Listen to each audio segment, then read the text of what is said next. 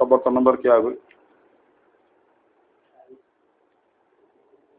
27۔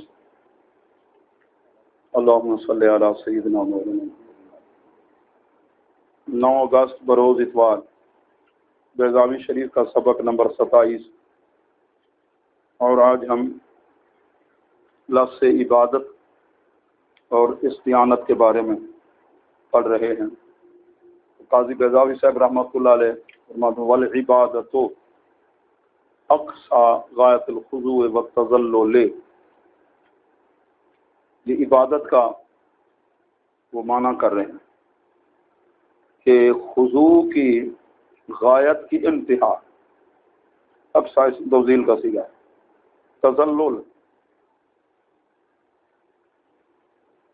ٹھیک ہے نا، تذلل، ٹھیک ہے نا، کہ ٹھیک ہے نا، غایت کی انتہا، انتہائی تذلل، خضوع عبادت کا نام ہے۔ اور اسی سے طریق معبد، وہ راستہ جو مذلل ہو، لکثرت وطئہ، بہت زیادہ لوگ اپنے پاؤں کے ساتھ اس راستے کو روندیں، بہت سے لوگ اس راستے سے گزرنے والے ہوں، اس طریق کو کیا کہتے ہیں؟ طریق معبد۔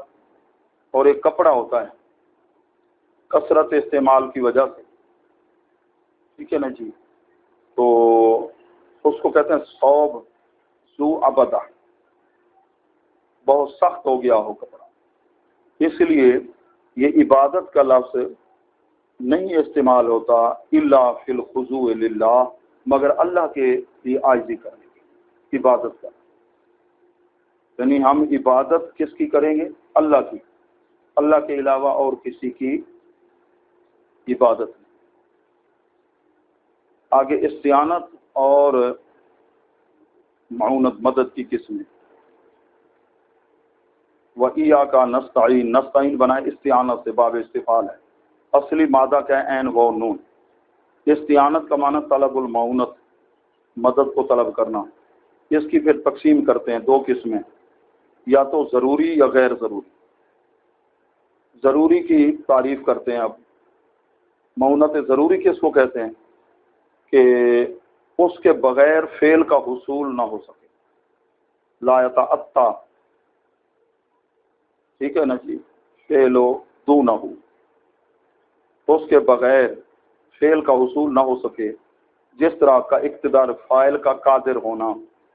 اب فعل کون کرے گا؟ فاعل، وہ قادر بھی تو ہو نا، اور اسے اس فعل کا علم بھی ہو، تصور بمانا علم، اس کا ادراک یا علم ہو۔ وہ حصول و آلتن، آلے کی ضرورت ہے، تو جیسے لکھنا ہے تو اس کے پاس کیا ہو؟ قلم بھی ہو، کاٹنا ہے تو، ٹھیک ہے نا جی، اچھا، وہ مادہ یفعل بہا فیہا، اور وہ مادہ ہو جس کے ساتھ یہ فعل کیا جائے، یہ چیزیں ساری ملیں گی، اس کو کہتے ہیں معونات ضروریہ۔ وَعِنْدَ اسْتِجْمَاعِهَا يُوصَفُ الرَّجُلُ بِالِاسْتِطَاعَةِ، ان تمام چیزوں کے جمع ہونے کے وقت وصف موصوف کیا جائے گا مرد کو استطاعت کے ساتھ، کہ اب یہ کیا ہے؟ استطاعت والا ہے۔ تو جیسے کہتے ہیں کس کو؟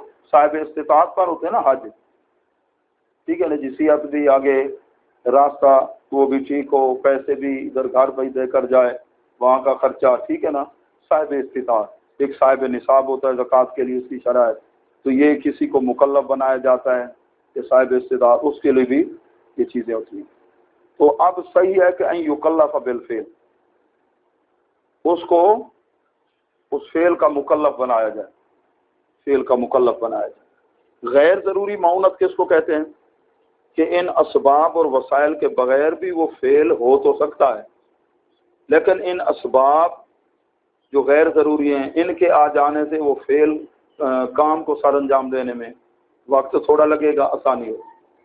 پیدل اگر چل کے آتے تم شاہدرے سے پہنچ سکتے تھے، لیکن موٹر سائیکل پہ آئے ہو، ٹھیک ہے نا جی، آسر سے ایسر کی طرف، آسر اسر سے تنگی، ٹھیک ہے نا جی، تو تحصیل غیر ضروری معونت اس کو کہتے ہیں حاصل کرنا ان چیزوں کو جن سے فعل کو ادا کرنا آسان ہو جائے، جس طرح سواری ہے سفر میں، اس آدمی کے لیے جو قادر علی المشی ہے، جنگاں ہوندیاں ٹھیک ہیں، رنگ پور تو ٹریا کیلے پجیا پہنچ تو آ گیا نا، لیکن موٹر سائیکل دے آئے بیٹھے کون؟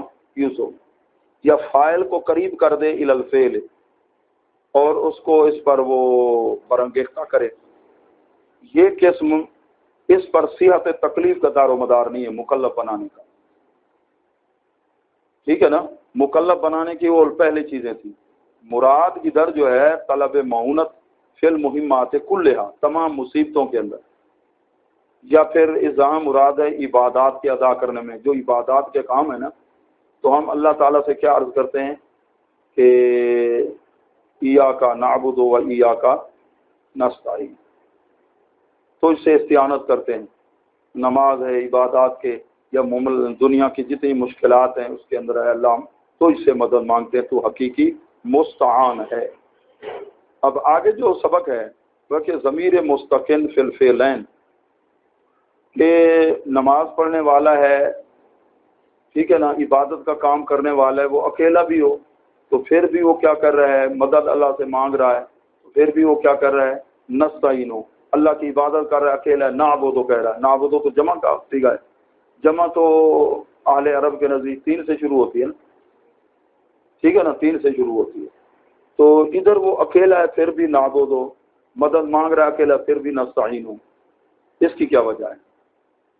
تو کہتے ہیں ضمیر جو پوشیدہ ہے فعلین، نحن ضمیر ہے، یہ اس سے قاری کے لیے ہے، وہ ممعہو، اور جو اس کے ساتھ ہیں حافظہ، حافظہ محافظ فرشتے، اکیلا اگر یہ مدد مانگ رہا ہے، یہ اکیلا نماز پڑھ رہا ہے، وہاں پڑھ رہا ہے ایاک نعبد و ایاک، وہاں سے پھر یہ خود مراد ہوگا جو اس کے ساتھ فرشتے ہیں،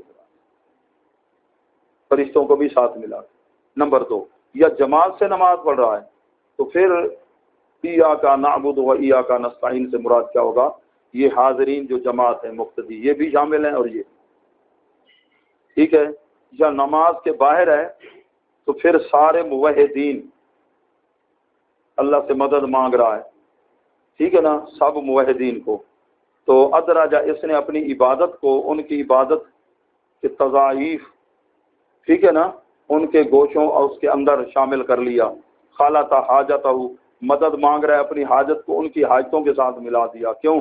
لے اللہ تقبل ببرکتہا، تاکہ ان نیک لوگوں کی برکت سے، یا اللہ ہم تو اس سے مدد مانگتے ہیں، جیسے داتا علی حجویری نے مانگی، صدیق اکبر رضی اللہ عنہ نے مانگی ہے، خواجہ غریب نواز نے مانگی، ان کے وسیلے کی برکت سے ہمارا کام بھی، ہم نماز پڑھتے ہیں تجھ سے مدد مانگ رہے ہیں، عبادت تیری کرتے ہیں، ہم کرتے ہیں کہ اس کے اندر صحابہ کرام اولیاء کرام کی نمازیں بھی ساتھ ہیں، ان کی نمازوں کے ساتھ اپنی نماز کو جوڑ کے، تاکہ ان کی برکت سے ہماری نماز کیا ہو جائے، لہذا شورعت تل جماعت ہو، جماعت مشروع کی گئی ہے، اس وجہ سے جماعت کیا کی گئی ہے؟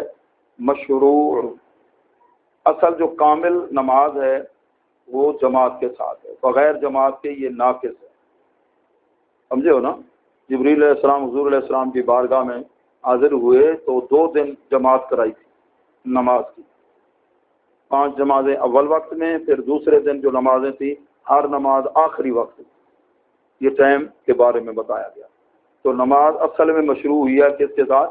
جماعت کے ساتھ، جماعت کے ساتھ۔ اب آگے بیان کرتے ہیں بیان وجوہ تقدیم لمفعول نعبدو، نعبدو کا نہیں ہے، ایاک نعبدو، ٹھیک ہے نا جی؟ یہ شروع میں کیوں لایا؟ قدم المفعول یا قدم المفعول، جہاں ضمیر کو، مفعول کی ضمیر کو مقدم کیا گیا، کیوں؟ کہ ایاک سے مراد کون ہے؟ اللہ کی ذات، یہ تعظیم کے لیے، و اہتمام، زیادہ اس کے اہتمام کے لیے، اور اس کا کیا مفہوم ہے؟ والدلالۃ علی الحصر، کہ ایاک نعبدو کا مطلب یہ ہے کہ نعبدو کا ولا نعبدو غیرہ کا، ہم تیری عبادت کرتے ہیں تیرے غیر کی، حصر کے لیے مفید ہے مفعول کی تقدیم۔ قال ابن عباس، حضرت ابن عباس نے معنی اس کا کیا ہے ایاک نعبدو کا، نعبدو کا ولا نعبدو غیرہ کا، اور اس اعتبار سے چوتھی وجہ یہ ہے کہ اللہ کی ذات وجود میں بھی مقدم ہے، ہم سے پہلے ہے نا، اللہ مخلوق سے پہلے ہے، ہمیشہ ہمیشہ ہے، قدیم ذات ہے، واجب الوجود ہے، اس لیے قرآن کی آیت کے اندر بھی ایا کا پہلے ہے، اللہ کی ذات کا ذکر پہلے ہے، عبادت کرنے والا نعبد ہو یا نستعین ہو، استعانہ ہے، اس کا ذکر و تنبیہ ہو۔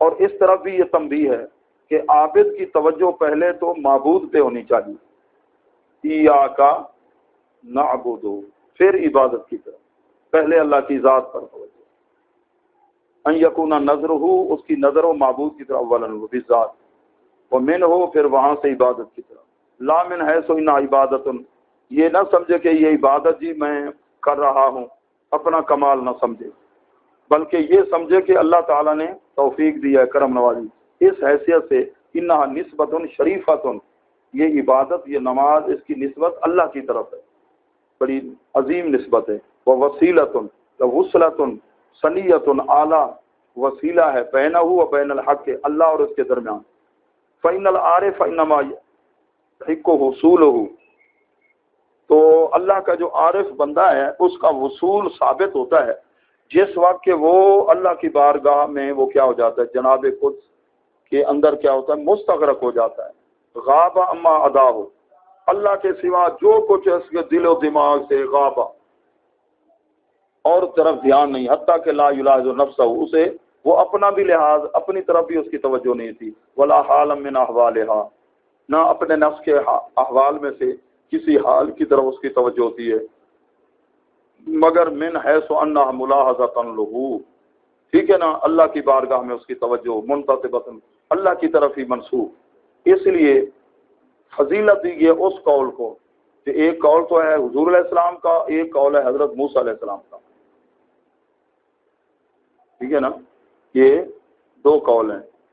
حضور علیہ الصلوۃ والسلام نے کیا فرمایا، حضرت صدیق اکبر رضی اللہ عنہ دشمن، وہ دشمن باہر آ گئے تھے نا غار کے اندر آتے، تو آپ نے فرمایا لا تحزن ان اللہ معنا، اے صدیق اکبر تو نہ گھبرا، ان اللہ معنا، ان معنا اللہ نہیں ہے، اللہ کا پہلے اور اپنا ذکر بعد میں، یہ قول افضل ہے اس قول کی نسبت جو حضرت عیسیٰ علیہ السلام کی طرف سے بیان ہوا۔ آپ نے کیا فرمایا،